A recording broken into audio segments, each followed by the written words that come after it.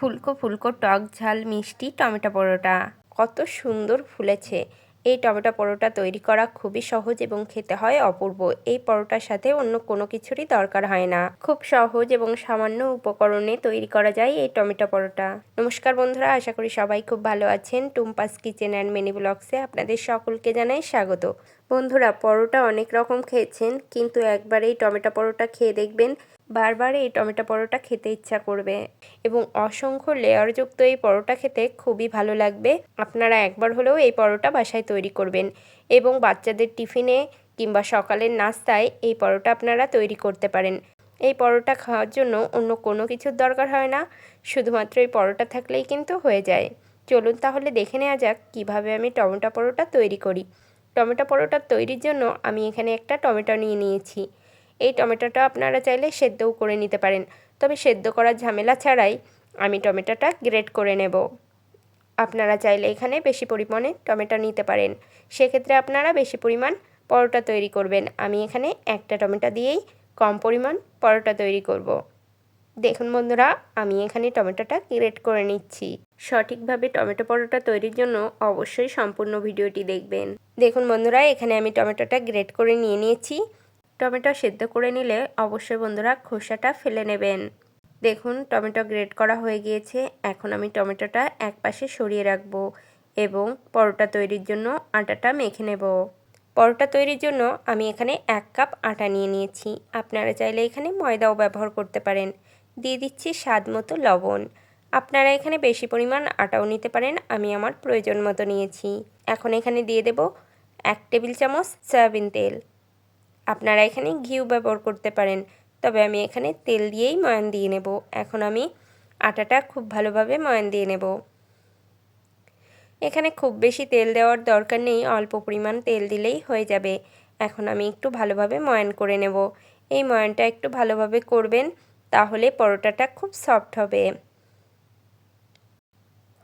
দেখুন বন্ধুরা, আমি আলতোভাবে নাড়াচাড়া করে ভালোভাবে ময়ান দিয়ে নিয়েছি। এখন অল্প অল্প জল দিয়ে আমি খুব সুন্দর সফট একটা খামির তৈরি করে নেব। অবশ্যই বন্ধুরা এখানে অল্প অল্প জল দিতে হবে, তা না হলে খামিরটা কিন্তু ভালো হবে না। এজন্য অবশ্যই অল্প অল্প করে জল দিয়ে এই খামিরটা মেখে নেবেন। বন্ধুরা, এই পরোটা একবার বাসায় তৈরি করলে সবাই বারবার তৈরি করতে বলবে। অবশ্যই একবার এই শীতের সময় পরোটাটা তৈরি করবেন। এই পরোটা সকালের নাস্তায় খেতে কিন্তু খুব ভালো লাগে। আপনারা অবশ্যই একবার তৈরি করবেন এই টমেটো পরোটা। খেতে মিষ্টি মিষ্টি টক টক লাগে, খুব ভালো লাগে। দেখুন বন্ধুরা, আমি এখানে খামিরটা মেখে নিয়েছি এবং সফট হয়েছে। এখন আমি রেস্টে রাখবো না, আমি সরাসরি এখন লেচি কেটে নেব এবং পরোটাগুলো তৈরি করে নেব। আমি 1 কাপ আটা দিয়ে এই পরোটা তৈরি করছি। 1 কাপ আটায় আমার এখানে 4টা পরোটা হবে। আপনারা চাইলে বেশি পরিমাণ তৈরি করতে পারেন। এখন আমি পরোটা তৈরি করে নেব। পরোটা তৈরির জন্য আমি এখানে পিঁড়ি নিয়ে নিয়েছি। এখন আমি বেলে নেব। আমি একটু বড় করে একটা পরোটা তৈরি করে নেব। আপনারা প্রথমে একটু রুটির সাইজে করে পরোটাটা তৈরি করবেন। মাঝখান দিয়ে আমি কেটে দিয়েছি। এখন এখানে দিয়ে দেব 1 চামচ মতো সয়াবিন তেল। এখন এখানে দিয়ে দেব কিছুটা পরিমাণ আটা। এখন আটা এবং তেল খুব ভালোভাবে এই রুটির গায়ে লাগিয়ে নেব। বন্ধুরা, এভাবে যদি আপনারা পরোটা তৈরি করেন তাহলে কিন্তু অনেক লেয়ার হবে এবং লেয়ারযুক্ত পরোটা খেতে খুব ভালো লাগে এবং খুব নরম হয়। এবার আমি চারিপাশটা ঘুরিয়ে নেব। এভাবে আপনারা পরোটা তৈরি করে দেখবেন, পরোটা কিন্তু খুবই সুন্দর হয়। দেখুন বন্ধুরা, আমি চারিপাশ ঘুরিয়ে নিয়েছি এবং এই যে পাশটা বের হয়ে গিয়েছে এই পাশটা একটু নিচের দিকে দিয়ে চেপে দিয়েছি। এভাবে আমি প্রত্যেকটা পরোটা তৈরি করে নেব। দেখুন বন্ধুরা, আমি 4টাই এভাবে তৈরি করে নিয়েছি। এখন আমি একটা একটা করে বেলে নেব। এই পরোটা তৈরি করতে কিন্তু খুবই ভালো লাগে এবং খেতে অপূর্ব হয়। আমার বাসায় তো সবাই খুব পছন্দ করেছে। এই লেয়ারযুক্ত পরোটা তৈরি করার জন্য প্রথমেই কিন্তু একটু পাতলা করে বড় করে রুটি তৈরি করে নিতে হবে। অবশ্যই এই কাজটা করে নেবেন। দেখুন বন্ধুরা, আমি একটা বড় রুটি তৈরি করে নিয়েছি। এখন এখানে দিয়ে দেব শুধু আটা। আমি একটু পাতলা করে তৈরি করেছি, আপনারা অবশ্যই একটু পাতলা করে তৈরি করার চেষ্টা করবেন।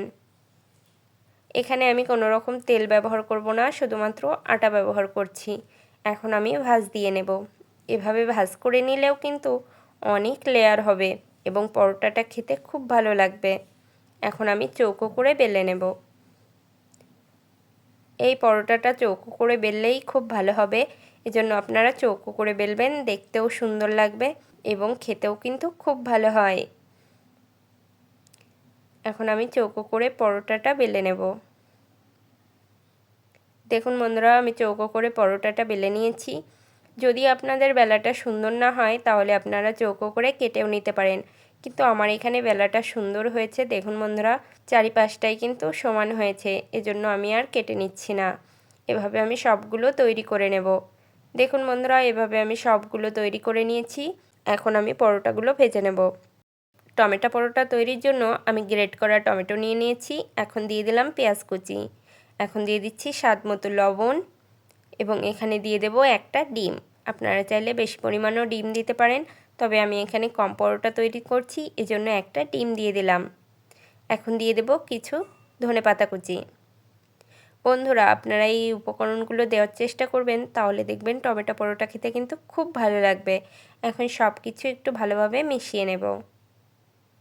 আপনারা এখানে কাঁচামরিচ দিতে পারেন কিংবা শুকনো লঙ্কার গুঁড়োও দিতে পারেন। আমার ছেলে খাবে, এজন্য আমি এখানে মরিচ ব্যবহার করছি না। আপনারা অবশ্যই মরিচ ব্যবহার করবেন, তাহলে টমেটো পরোটার টেস্টটা কিন্তু খুব ভালো লাগবে। টক টক মিষ্টি মিষ্টি এবং ঝাল ঝাল হবে। এই টক মিষ্টি ঝাল কম্বিনেশনে পরোটাটা অপূর্ব খেতে লাগে। আপনারা অবশ্যই এই টমেটো পরোটা তৈরি করে খেতে পারেন। মেশানো হয়ে গেছে। এখন একটা পরোটা এই মিশ্রণের ভিতর আমি লাগিয়ে নেব। এভাবে মিশ্রণটা লাগিয়ে নিলে এই পরোটা খেতে খুব ভালো লাগবে এবং এই পরোটা ভাজতে কিন্তু খুব বেশি সময় লাগে না। অবশ্যই এই পরোটা একবার তৈরি করে দেখবেন। এখন আমি কড়াইয়ে তেল গরম করে নিয়েছি। তেলের উপর পরোটাটা দিয়ে দেব।